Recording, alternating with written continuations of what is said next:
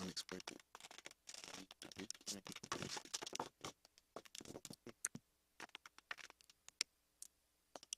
Mic check, mic check. Okay, I think we are ready. We're good. 1, 2, 3. Good evening, and welcome to the Tuesday, March 11th City Council work session meeting. Thank you again to our wonderful hosts here at Christopher Newport University. We have a short agenda for today. We're going to go ahead with the Bloomberg America Sustainable Cities presentation. As they come up to give this, I just want to say thank you to this amazing BAS team. As a reminder to City Council, we applied. We were selected in one of 25 cities to get 3 rock stars, as I call them, fully paid for by Harvard Bloomberg. So talent that would be hard to get otherwise came, and they're really helping us out. So looking forward to the presentation. I'll turn it over to Alan, City Manager. Good evening, Mr. Mayor and Council. Today's work session will provide an update on the Bloomberg American Sustainable Cities Initiative, or as the Mayor referred to as BASC. Our I-Team Director, Daniel Collins, and I-Team Civic Designer will share the progress and efforts of the team over the past few months. The I-Team have been embedded in the city since November and have been working closely with Jennifer Privet in our Sustainability Office and with other city staff. We're also delighted to be joined this evening by several of our BASC partners from the Bloomberg Center for Public Innovation and Policy Link. They are visiting Newport News this week to work alongside the I-Team, city staff, and community partners. At this time, Owen Miller, Chief Strategy Officer, will provide opening remarks. Thank you. Thank you, Alan. Good evening. So, Council, appreciate the opportunity to present again tonight. If you will recall, I came before Council, I believe in November, to give an initial update, having been named to the cohort, the BASC cohort, in March. And so at that time, touched very briefly on what our I-Team was doing, our BASC efforts, as well as our new Sustainability Office.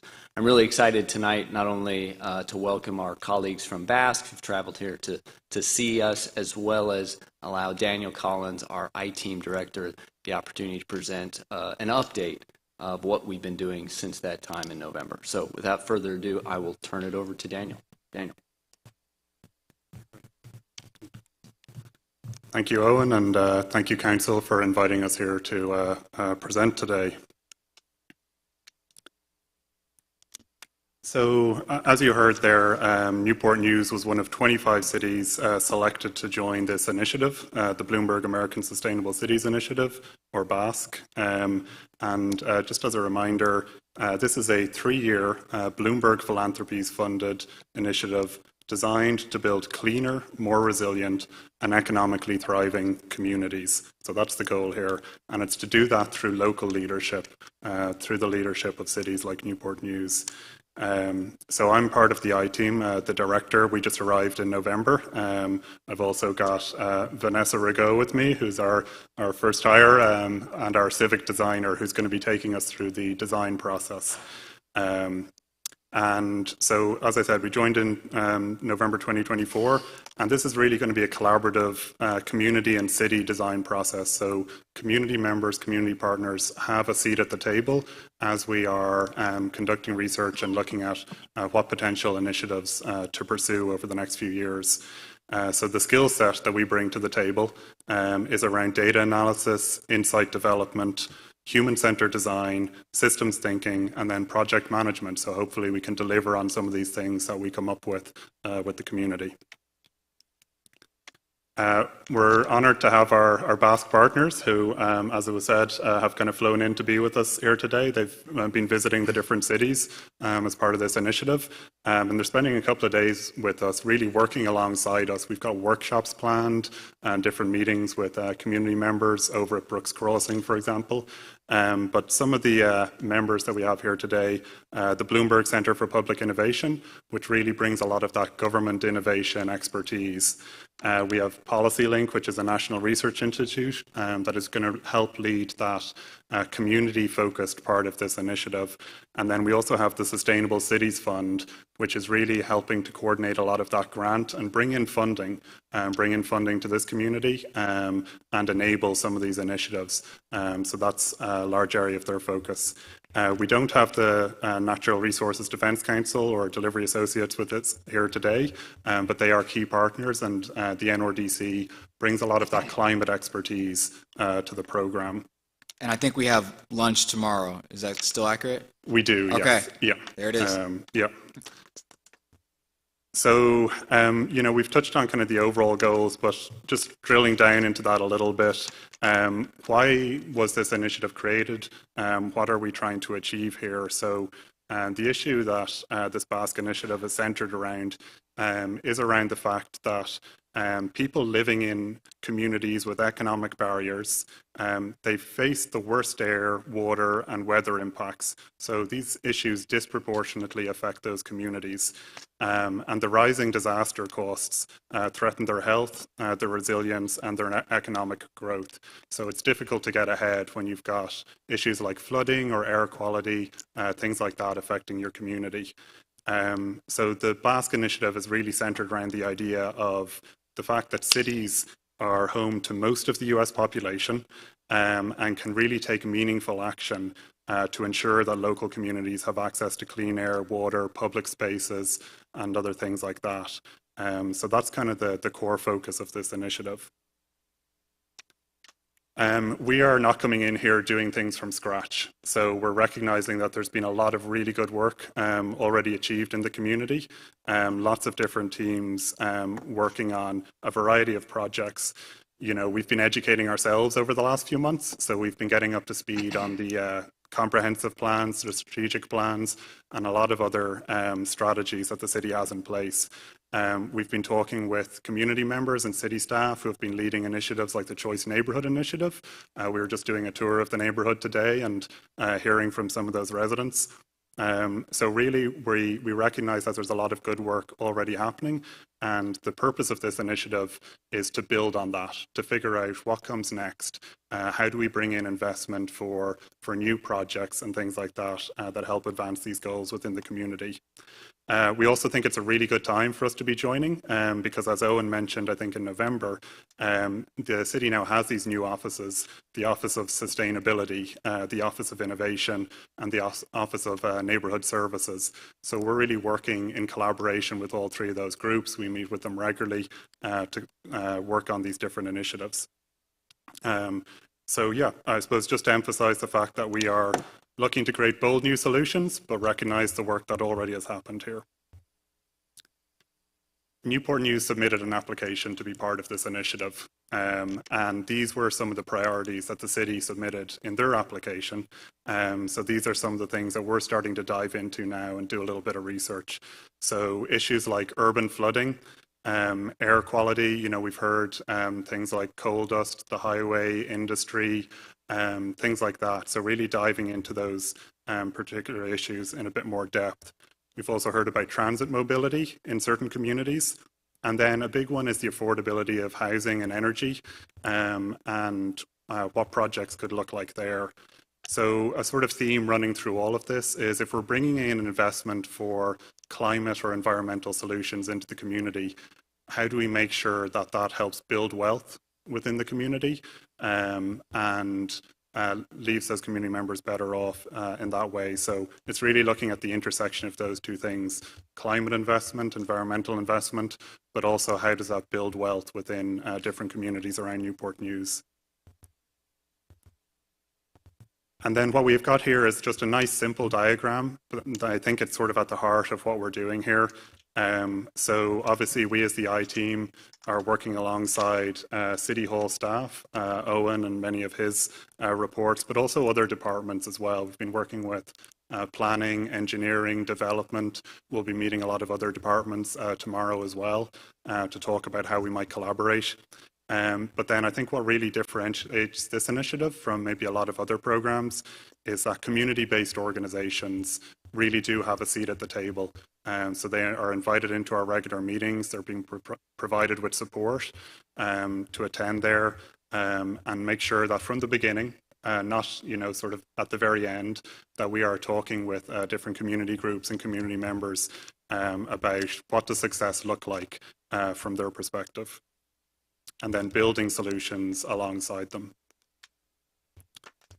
So I mentioned our civic designer there, Vanessa, and Vanessa has been taking us through this process. Here, this is kind of once again just a simple diagram, and we're really at the beginning of this. So if you see up at the top right, that aim, or what we'd call, what's your ambitious, impactful mission? What is the vision of what we're trying to do here? So this isn't an initiative where we have arrived and we're coming with all the solutions. The idea is to understand what are the community's priorities, and then help design solutions around that. So we're really just in the first phase of this, gathering that input, doing that discovery, having those conversations, and then we'll kind of move on into sort of that research or that prototyping phase afterwards. So I think what I really wanted to touch on today is just, obviously you heard a lot of this back in November from Owen. So I did want to just provide an update on how it's been moving since then. So as I said, we kind of arrived here and spent a couple of months sort of onboarding ourselves and educating ourselves about the community. I would say Vanessa has lived here before, I have not. So definitely a lot of learning on my side in particular. Learning about those challenges and also those existing initiatives that are going on at the moment. I've been building those relationships with city staff and community partners. And then we've been forming a partnership table. So this is kind of that formal structure where the city, the I-team and the community come together. We just kind of had our kickoff meeting this morning with some of those community members. So that was really exciting to get that going. We've started the design process and we've started these visioning workshops. So asking for input around, you know, what would people like these communities to maybe look like in 2050? What is the vision for this if it all goes well? So we had a workshop last month at Brooks Crossing. We have another one tomorrow. And that's been a really great experience kind of working alongside people there. I would say that the team, you know, we recognize that we're going to bring some skills to the table, but we've also got to learn a lot of learning ourselves to do. So Bloomberg has and BASC has facilitated trainings and events for city staff, for the community partners as well, and then for us as the I-team. So we've been learning a lot about what is working in other cities, what could be applied here, things like that. So a lot of knowledge sharing. And then, as I was saying, we're collaborating pretty closely with some of these offices, with Jennifer in sustainability, with Marlon in the innovation office. And one thing that we've been doing is really applying for grants and probably helping them increase the number of grants that they can apply for, and hopefully getting technical assistance, which we've been doing from some of the BASC partners on ensuring that our grant applications have the best shot and they're the highest quality. So I'll show you in a moment a few of the different things we've been working on, but that's also been a core focus in terms of just jumping right into the work and trying to make some progress. And Daniel, I'll just jump in just for City Council. So as a reminder, when we look at sustainability, when it comes to flooding in our downtown area or cold mitigation with the fugitive coal dust, this was one of the things. TA is very expensive to do. So to get basically in-house consultants, it saves the city money, but also it gives us a higher probability of getting those grants. Thank you. And then the other thing that we are working on right now is what is that engagement plan to make sure that we're getting those residents' voices at the table. And I've got a little bit of ask for council at the end in terms of if there are interested parties, interested residents, interested organisations that you feel we should be reaching out to or getting in touch with. We'd love to know more about that. But right now we're creating that engagement plan and figuring out how we can get that input, whether it's from residents or other partners in the community. This is just a kind of an image of the team at work, and we're inviting lots of different people in, so this isn't kind of just we settle on 20 people and that's it. You know, we've got different people coming and going from workshops and providing their input in different ways. And then, as the Mayor was saying, you know, some of the grants we've been looking at here, so unfortunately didn't get the CCG grant, but we have been making progress in a lot of other areas. So recently received an in-kind contribution. We just need to take it to council for approval soon. I think you all have to sign off on it. But that is for $150,000 solar installation in the southeast community. So looking to get that in front of you soon. And the idea there being it creates affordable energy for for partners in the community. And then also one of the in-kind contributions we received as well as consultant services to update the city's roadmap to sustainability, so kind of a climate action plan. The current version is 2013. It had probably more of an internal focus. It was a little bit more focused on the city's buildings and its energy use and things like that. So this plan is potentially going to be a little bit more community focused and trying to generate plans and ideas for projects that could benefit the wider community. So really looking forward to that, and some great technical assistance available on that one. And then just a few of the other grant applications that we've actually been just submitting this past week for a couple of them. Looking at public-private partnerships. So how do we bring in that private sector funding into the community? And around clean energy is the particular application. And then also just submitted an application around green infrastructure to address flooding. So we know there's a lot of good work already being done on flooding here with the engineering team, but this was kind of another project, once again, in the Southeast community focused on that issue.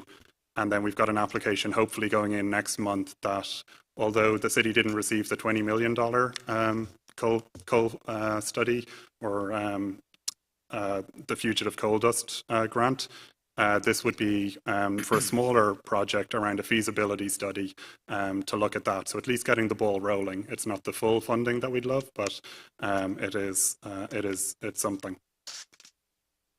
And then this is my last slide here. So just talking a little bit about next steps, kind of what are we doing? You'll probably notice we're around the community talking with different partners and things like that. So wanted to keep you in the loop as to kind of what our plan is here. So as I mentioned before, we're really just starting that plan to engage residents and other partners. We are working with these partners to refine the vision for Newport News and then identify the priority areas that we want to go after in the next couple of years. So we recognize there's a lot of different potential initiatives, and we really need to start narrowing that down and picking out what do we have the capacity and the time to make a difference on. So that's kind of the process we're going through at the moment. We're currently conducting interviews for the third and final member of our team. So that would be a data analytics manager. We want to make sure that everything we do here is informed by data. And then we will be continuing to support new projects, new grant applications. As we receive funding for different projects like solar installation or things like that, or clean energy, we want to make sure that the city is set up to execute on those as well. So we'll be providing some assistance on that. And then I think my final point here is just, I know we might not have time for it immediately, but if you were to follow up afterwards, we would welcome any connections that you can make, any community connections, any resident connections, any partner organization connections that you can make, any concerns or anything that is on residents' minds. We'd love to hear about it and make sure that we're factoring it in from the start, because as we said, this initiative is kind of kicking off now, and the work is just getting started. So I will wrap it up there and just open it up for any questions. City Council, at this time, are there any questions? Yeah, I do have a question. Councilman Long? So ultimately, will the results lie or rest at the strategic priority? We have a new plan that's going to be coming out, and maybe that's more a question for the city manager. Where will it be housed at for some of these strategies that this study has created? So as you mentioned, Councilmember Long, the priorities that are being shared with you this afternoon were a result of introducing these core functions as a part of the proposed annual operating budget for the current fiscal year. Because at that time we had already indicated that there was a need for further staff development and capacity in these three areas. So the groundwork that you laid last year with the adoption of the fiscal year budget set the stage for the work that you're hearing reported out to you today. And as these functions come into fuller capacity, you're hearing a very, very good start on that work today.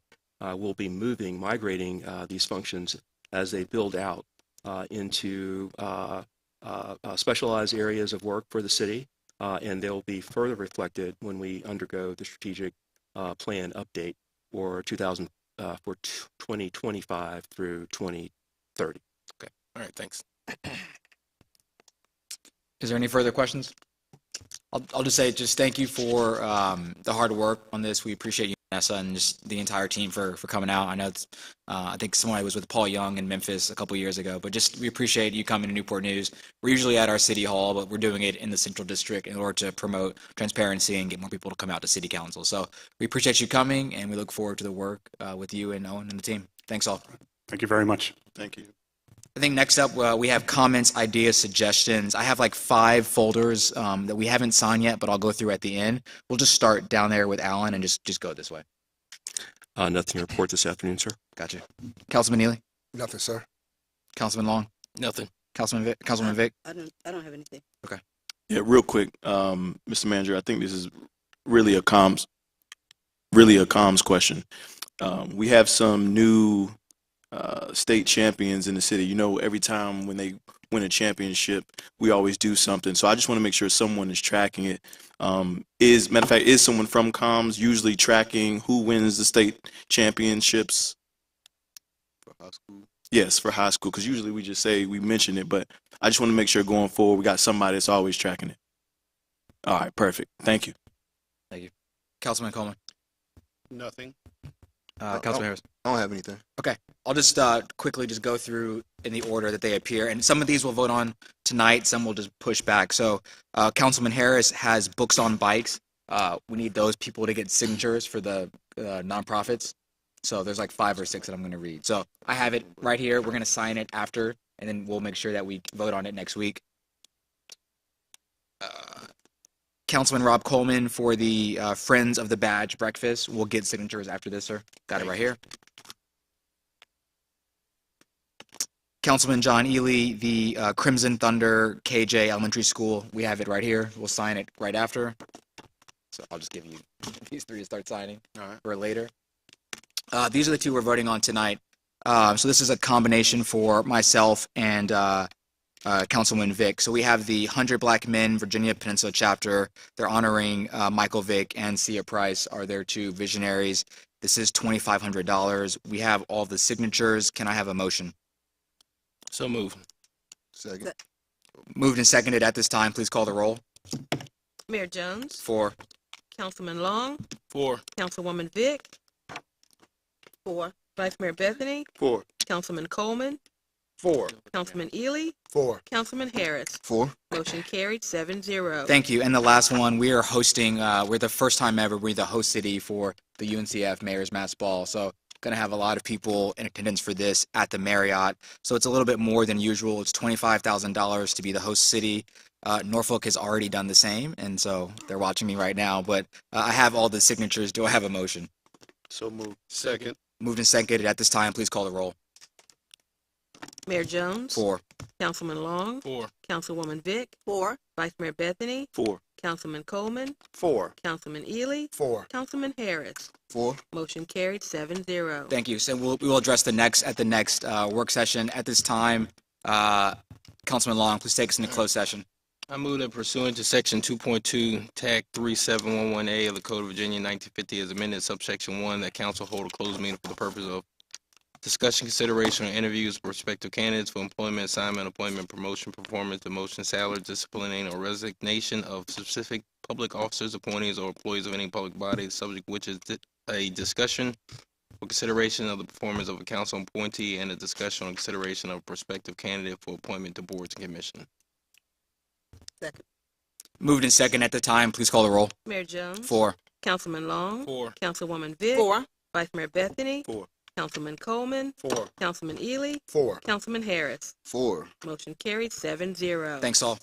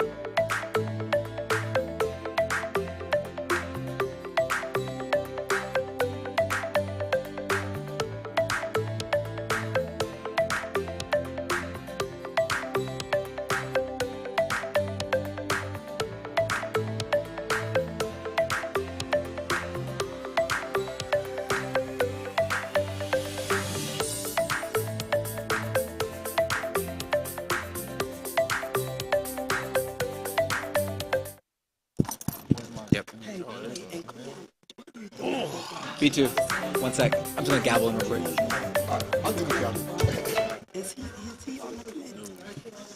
Mic check, mic check. Thanks everyone for coming back. We're gonna come out of closed session, and then we're gonna take actually a 15-minute or a 10-minute. We'll start at 7:10. But first, Councilman Long. I move that all things that were discussed in the closed meeting were. I don't remember. Is there a sheet? Here you go. Thank you. I move that members council certify that to the best of each member's knowledge, only public business matters lawfully exempted from open meeting requirements under the Virginia Freedom of Information Act, and 2, only such public business matters as were identified in the motion by which the closed meeting was convened were heard, discussed, or considered in the closed meeting by the council. Second. Moved and seconded at this time. Please call the roll. Mayor Jones. 4. Councilman Long. 4. Councilwoman Vick. 4. Vice Mayor Bethany. 4. Councilman Coleman. 4. Councilman Ely. 4. Councilman Harris. 4. Motion carried 7-0. Thank you. We stand adjourned. Give us 10 minutes and we'll start. Thank you.